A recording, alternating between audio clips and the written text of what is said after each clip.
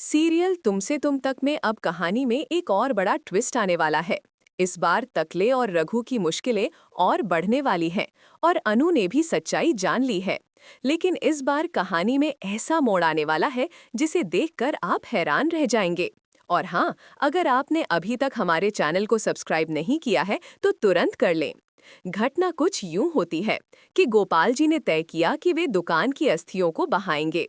जैसे ही वे लोग वहां पहुंचते हैं, राख पानी में नहीं डूबती बल्कि ऊपर तैरने लगती है। अनु तुरंत समझ जाती है कि कुछ गड़बड़ है।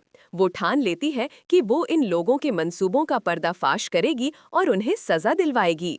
आर्य अब पूरी तरह से अनु के साथ खड़ा है और उसे न्याय दिलाने के लिए तैयार है।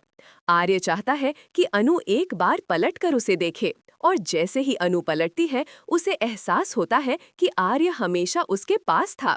ये पल उनके रिश्ते को एक नई दिशा देता है। अब कहानी में नया ट्विस्ट आता है जब घर में पार्टी की तैयारियां हो रही होती हैं और मानसी वहां पहुंचती है। तभी सिद्धि माता आती है और आर्य की मां को चेतावनी देती है कि आर्य के जीवन में खुशियां तभी आएंगी जब वो अपने किए गए कर्मों की सजा भुगतेगा।